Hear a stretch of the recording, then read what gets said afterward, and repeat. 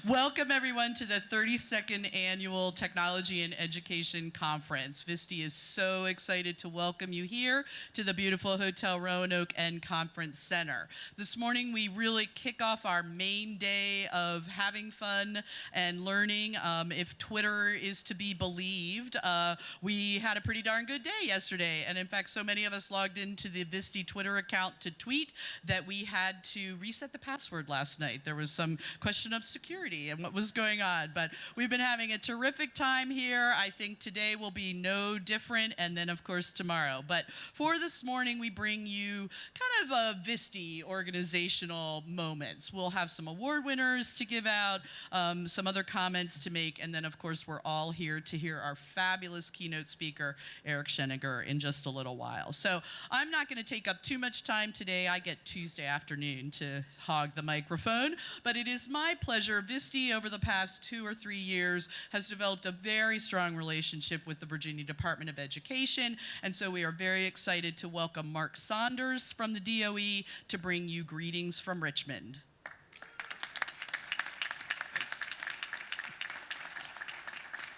Thank you, Karen. Thank you. Good morning.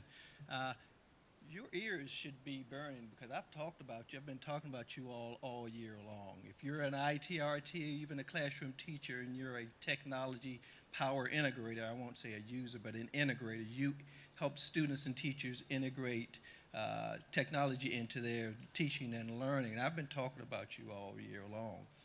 You may know that in November, just last month, the Board of Education approved computer science standards. We are now the first state to have K through 12 standards approved. And that wasn't an easy task. I presented to them first in July, and they had questions. And when we came back in November for that final review, they still had some questions. They had some concerns if teachers were ready for this. And we gave them, I had my computer science specialist, Tim Ellis, give them an example of some lessons.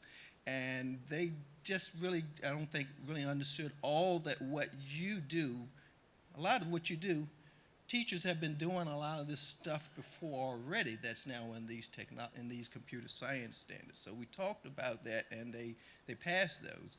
Our technology plan, I can't say it's what Gene Weller and I exactly had in mind when we started working on this back in February, but in there we talk about the importance of the role of the ITRT, and then the TSIPs. Gene and Tim have been working on those TSIPs, and that's intended so that you all are the power users, but we need to get more of the regular classroom teacher where they need to be. And so we've been talking several times throughout the year just the importance of what you do. So I'll end just by saying welcome to Vste, and on behalf of Dr. Steve Staples and the rest of the staff at the Virginia Department of Education, welcome, and thank you for all that you do. Thank you.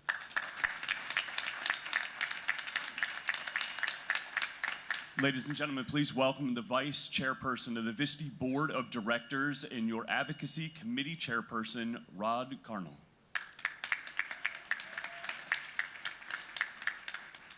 Thank you. I want to thank many people. I actually want to start with the conference committee. I don't know if you've bumped any of those folks, but they have done an awesome job in making preparations for this event, and certainly want to give them our thanks. Also the partners, sponsors, and exhibitors, the presenters, the attendees that are here today. I mean, this is an incredible event, and if Karen is right in what she's saying about what was happening on Twitter, this is just, the fun has just begun. So we have 2 more days of this. So I'm here to actually talk about advocacy, and I'm going to connect that to your conference experience. So you came here with the intent, if you were an attendee, to get information, if you're a presenter, to provide information. So we hope that that's happening, and from what the looks of it, it really is some great sessions out there. We're also hoping that through this, the course of the conference, you get some affirmation. If you're presenting, people are like, that's great stuff. If you're attending, you're like, yeah, we're doing the same kinds of things. This is already happening in our schools, because it is about what's happening in your classrooms, your schools, and your districts. We also hope that you leave the conference, if it hasn't happened for you already, I know it has for me, with some inspiration. So information, affirmation, and inspiration. And that connects to advocacy, because advocacy is about empowerment. And we work excuse me, we work with many groups like ISTE and COSN and CETA to really work on advocacy and policy work throughout the year. We, in the spring, went to the Advocacy and Policy Summit in Washington, D.C., and we talked to our representatives in Congress about Title II and about Title IV and E-rate and ESSA, and that work needs to be done. But what really has the work to be done is how does that impact your classroom? So what I would ask you to do is to continue to work on your circles of influence in telling the stories that you've done throughout this conference and will continue to do as you work through the sessions that you go to, so that you know what's going on out there in the world, the trends, that you know how that connects to your classroom. And I ask you to share that in many ways. And one of them is to share that so your voice will be heard. One way to make your voice heard is to speak up. speakup.tomorrow.org. So remember that URL, speakup.tomorrow.org. You can go there if you haven't been to that site already and register your school or your division. It's pretty easy. Name of the school, the address, your contact information. After you register, you can find information at speakup.tomorrow.org to promote the survey. And then afterwards, January 19th, after the survey closes, you can go to speakup.tomorrow.org to get the results for your school or your district. Compare those results to what's happening across the state. Compare those results to what's happening across the nation. That will provide you with a lot of information as you begin to work on your educational technology plans, which will be due by the time we get together next December in Virginia Beach. It'll also give you affirmation of some of the work that you're doing, because you can compare those results regionally with those at the state level and nationally. You can also increase participation and inspire others to do some of the great things that you've heard about here at this conference. So using those results to inform and affirm and inspire, you can take that to the stakeholders to empower your tech plans, empower your local school boards, empower your policy agencies and funding agencies to support schools and the use of ed tech throughout the school year and in your locality, as well as the state and at the national level. So talking about some of the things that are happening at the state level, I want to introduce my colleague on the board, Tim Taylor, so he can tell you a little bit about our work on the TSIPs. Thank you.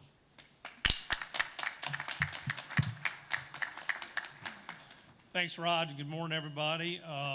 Raise your hand if you got a copy of the TSIPs out of your bag and you've read it word for word. Thank you, Shanda, and whoever else raised their hand over there. Please promise me that you will get this out of your bag and read it. Okay, it's just one side right there. Okay. Of course, what we did is we decided, it's kind of called a passion project of our chairman, Keith here, that it was time to update these TSIPs. They were adopted back in 1998. First of all, I do want to thank the committee members on this task, and we have Meg Swecker, okay, and Diane Harrison, and we have Gene Weller from DOE, as Mark pointed out, of course, Karen back here, and also the Vste board. And I know some of y'all got a chance to give feedback through the process as well, so we appreciate that also. Now we're going to start working with the DOE to get these things adopted. We're not sure how long it's going to take, but please don't wait until they're adopted to start using them. As a matter of fact, we encourage you to start using them now with your instructional personnel. As a matter of fact, you're all going to start updating your technology plan, so we highly recommend that you go ahead and advocate for these new TSIPs by including them in your technology plan as you go to update it. So we think that will help move the process forward. The other thing, if you read the last sentence in the top paragraph, it clarifies something that some people, I think, were not aware of, but it's been that way ever since they were, I think, designed, is that every time someone gets recertified, they have to meet these standards. So it's not a one and done deal. So every 5 years, these standards have to be met. So we want to make sure that that's nothing new. We just want to make sure it's clarified. And also, as always, each division is responsible for assessing their own personnel's proficiency of these standards. But Vste also plans to put up probably on our website in any way possible. We want to try to share resources and examples of how you might be able to work with your staff to meet these standards. Also, I want to mention that our education committee is working on a digital badging platform, and one thing we're envisioning is having a TSIP certification via digital badging, so kind of keep your ears open for that. We hope to have that something down the road soon. And then finally, if you have any questions about the TSIPs or just want to talk about them, I will be at Vste Central at 9:45 to answer any questions that you have. So enjoy the rest of your conference, and hello, Shenandoah County.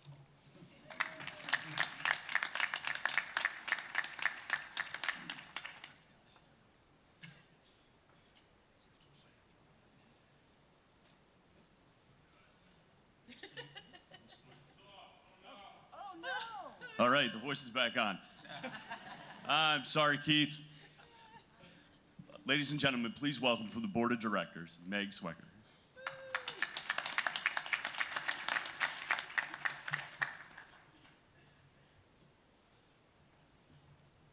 I want to make sure I get them in the right order. Hi, I'm Meg Swecker, and I have the pleasure today of announcing our Vste Award winners for 2017.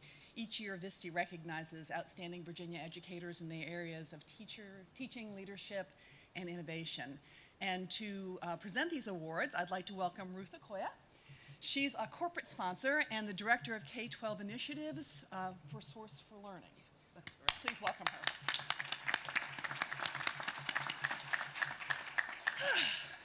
Okay, so let's get started with this. I'd like to recognize first our Outstanding Teacher of the Year. The Vste Outstanding Teacher of the Year for 2017 is Nicole Thomas. Nicole is an instructional facilitator for technology at Liberty Elementary School in Loudoun County. Her knowledge, collaborative nature, and innovative ideas have transformed Liberty into a leader in technology application. More importantly, Nicole has empowered students. She has helped them become designers and creators of significant content and also develop competencies for their digital world. For this work, and due to Nicole, Liberty Elementary was recognized as a STEM Excellence Award finalist this year at FETC. So Nicole, thank you.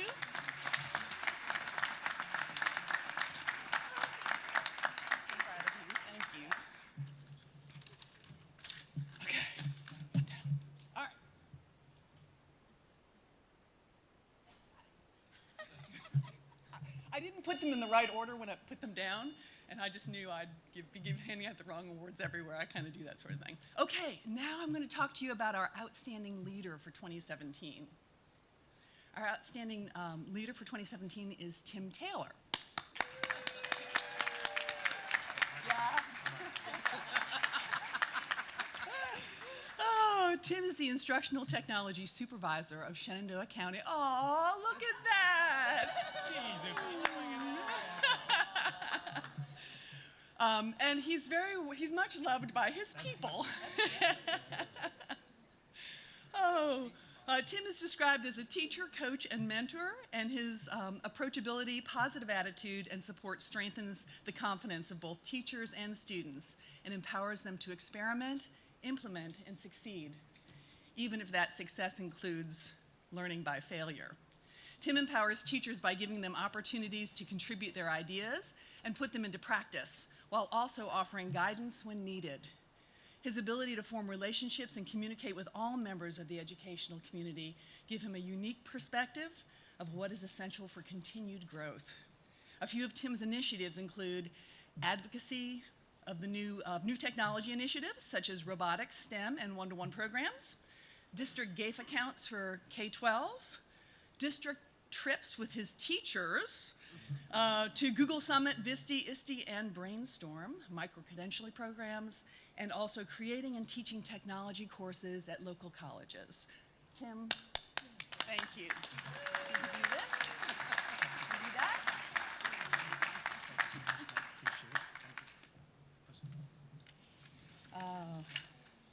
One more.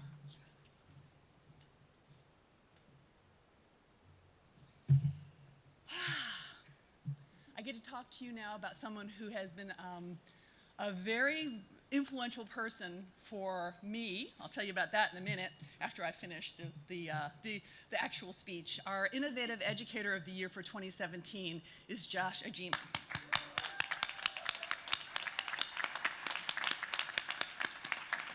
Josh is an instructional facilitator for technology at Dominion High School in Loudoun County. This award is given by Vste to highlight and recognize innovative educational practices, especially those that champion smart integration of technology. Josh has brought technology-rich, hands-on learning to his schools through making and technology-enriched classrooms. The major focus of his work is to scale up the integration of maker education in every classroom and content area. In 2016-17, he led a major push to bring over $100,000 in technology to his school. He led the team that won the U.S. Department of Education's CTE Makeover Challenge, which transformed a traditional CTE classroom into a school makerspace. To increase the reach of maker tools into the classroom, he designed mobile maker carts that allowed multiple classes to use real-world tools to solve authentic, challenging problems. To increase classroom access to technology for digital design, media creation, and digital publishing in his schools, he helped plan and fundraise for an influx of over 200 new devices to create technology-rich classrooms. These devices have empowered teachers in multiple content areas to fulfill the school mission of empowering vulnerable students. On a personal note, a few years ago at Vste, I sat with my colleague and friend Tina Coffey, and Josh happened to sit next to us. We didn't know each other. And he handed us this card. He said, "You want to start a makerspace?" And he handed us this card. I kept it. This card and the ideas started the ideas in Roanoke County and really was the pebble in the pond that got makerspaces started for us. So it is with great pleasure that I award you Innovator of the Year.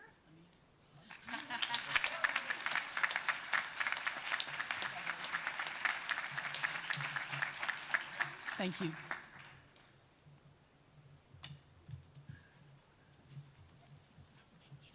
Thanks, Meg. And I just, a quick aside, you never know the kind of impact that you're going to have on someone. You hand them a card or you chat with them. So really use this time to connect with people from outside your school division, introduce yourselves, sit down, have lunch together. You just never know the kind of connections that you're going to make.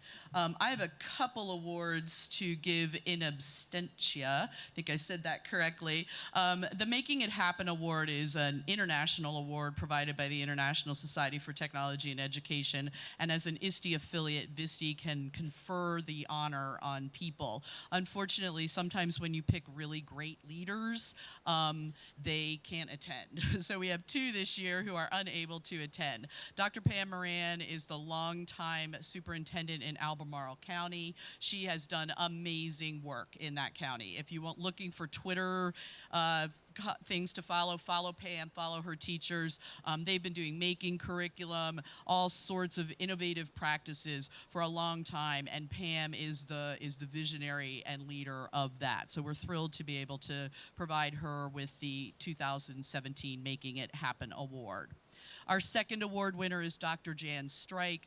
Jan is in Stafford County Public Schools. Again, a great leader. She's actually down in Orlando at the Learning Forward Conference right now, getting yet another degree.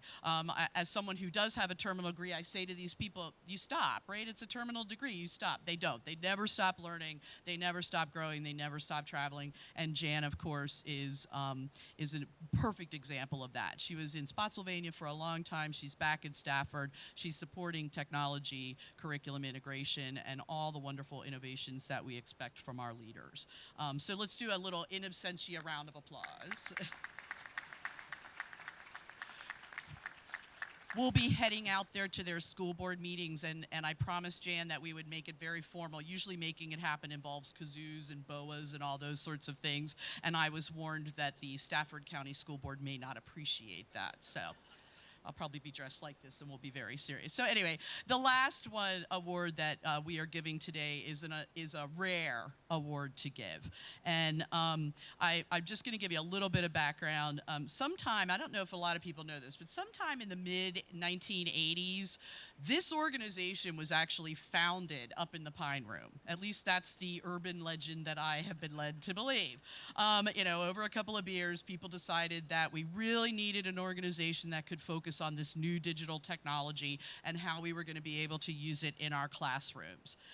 Over the past 30 years, we have really benefited from the work of those original leaders, and we seem to engender this amazing loyalty for people. They get involved with us, and they stay involved with us. And the person that we're going to honor today, I met her 17 years ago. Even as I say that, I can't imagine how we got this old, but we were working on virginialearning.org. In the days before Google and Bing, Vste was curating resources on the web for people in this virginialearning.org. Able to meet this woman. She was efficient, she was effective, but she was also really passionate about what we could do to support educators in the state. Fast forward 10 years, and now suddenly I'm in charge of all this. And I'm a deer in the headlights. I have no idea what's going on. And yet there's that woman again, efficient, effective, but again, passionate. Vste can really make a difference in teachers' lives, whether it's through the conference or the other things that we do. She really embodies our mission and vision, and she's really devoted a good bit of her life to this organization. I asked a few folks who had worked with her, and we got words like stalwart supporter of Vste. She's our backbone. She hates the fact that I'm going to make her come up on stage in a minute. And in fact, I couldn't surprise her because I didn't figure out any other way. But she's almost invisible, and yet she was the core of our conference for many years. She kept it all together. And in my perspective, she really helped make the transition between executive directors seamless. She took it on. She ran with it. She really helped me learn about the organization and grow. This is just the smallest way that we have to honor her. The Vste Hero Award is given to a person who has gone above and beyond the call of duty in providing service to the organization and its members. We, I think, created it for the woman that we're going to honor. So I am so thrilled to welcome Rhonda Miller. She's from Lynchburg City Schools, and she is this year's Vste Hero.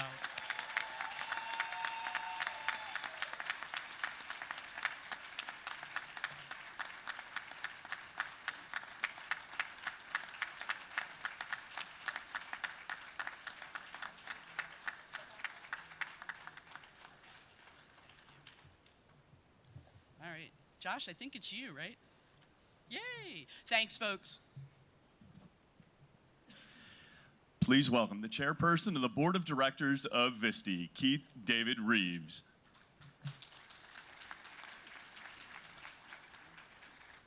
One year ago at the board meeting in Virginia Beach, I directed this organization to rewrite the outdated TSIPs.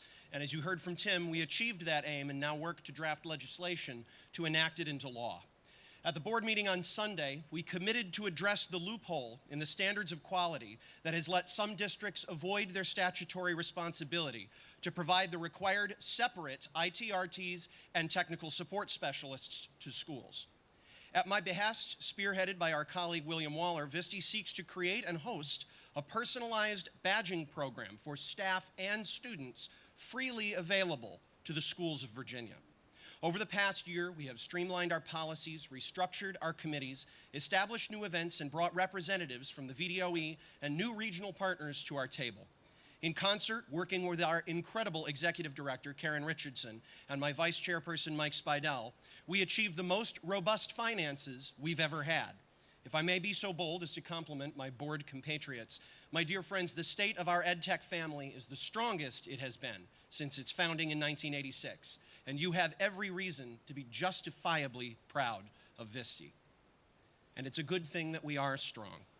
In just a few days, on December 14th, a vote in Washington threatens to hamper the work that we do in our schools and for our students back home. Our economy operates on the theory that a free market can solve certain problems because competition for profit compels businesses to do better and minimize cost in order to gain customers and make money. But America, along with every civilized nation on earth, discovered a long time ago that free markets cannot solve all problems. We tried it with fire departments in the 19th century. If you didn't pay the local fire brigade, they didn't put out the fire. No cash, no hose. No money, no water. For-profit fire department sounds like a stupid idea because it was a stupid idea. Some things are not supposed to be left up to the motivation of profit. Things like the internet. Just like clean water from the tap, the free flow of digital information is a critical utility. It is something that each of us, no matter our income, no matter how rural our community or how far up the mountain road our houses are, should be able to access freely and fairly. This principle is called, of course, net neutrality.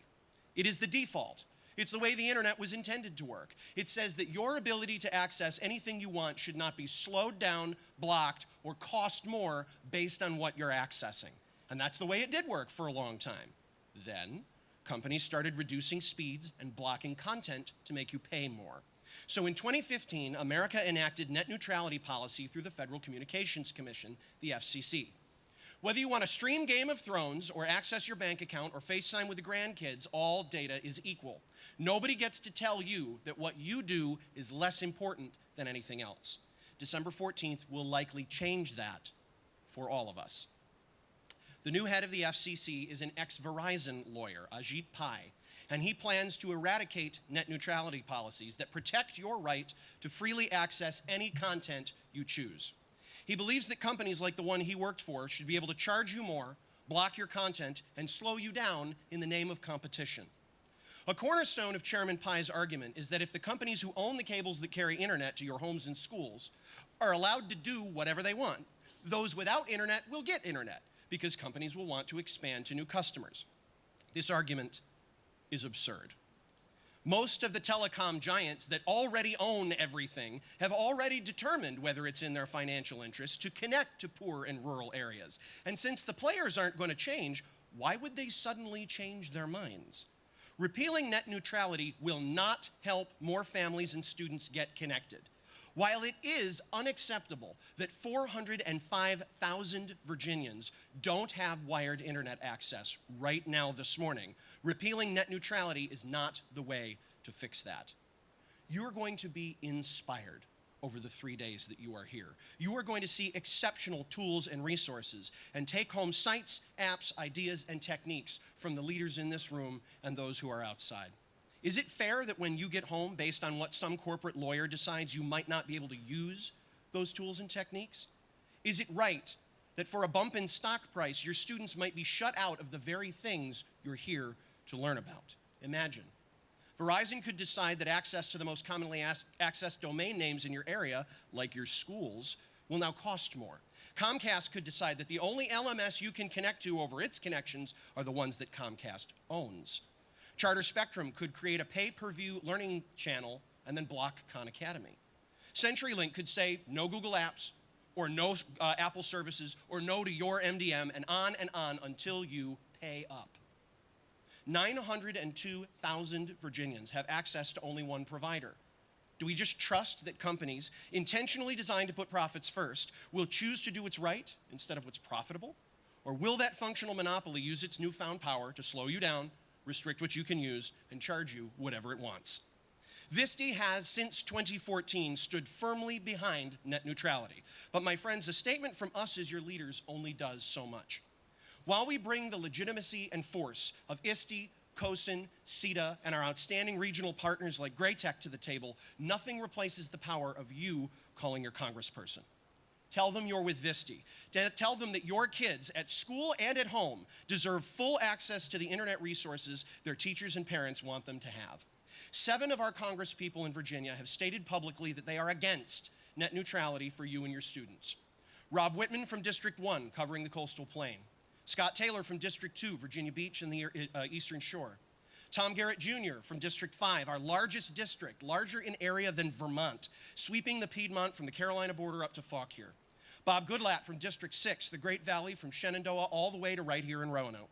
Dave Bratt from District 7, from New Kent and Hanover up to Culpeper. Morgan Griffith from District 9, the whole of Western Virginia, from Allegheny and Henry clear over to Lee. And Barbara Comstock from District 10, up north in Frederick through Loudoun to Fairfax. Each of these representatives in districts that cover the vast majority of the Commonwealth has stated that they want to repeal net neutrality. I believe that any decent, hardworking Virginian who opposes unrestricted access to the internet for poor and rural kids just doesn't understand the issue. And I also believe that you can teach them. This is not a partisan issue, but it is political. And in this case, the pedagogical is the political. So call them, email them, tweet them, and tell them that your kids deserve better. Tell these representatives that repealing net neutrality will not help connect your kids, and that if they think it will, teach them how they're wrong. Find me on Twitter at ReevesKD, and the tweet I pinned to my profile this morning will link you to a form you can use right now from your seat after you listen to everything that Eric has to say to contact Congress. While it is likely that the December 14th vote, to be honest, will see the FCC end net neutrality, that is the start of the fight, because this is going directly to the courts. And we need our representatives on the right side of this. They need to hear from you. They will certainly be hearing from me. I know at this conference your best will get even better. I hope that each and every one of you in the coming week will teach your representatives just how important a free internet is to what we do in Virginia's schools. While no one thanks you strongly enough or often enough, allow me to use the final moments at the pulpit in this final moment to say what all Virginians ought to be saying to you every single day, and what I say to you now as your chairperson. Thank you, thank you, thank you.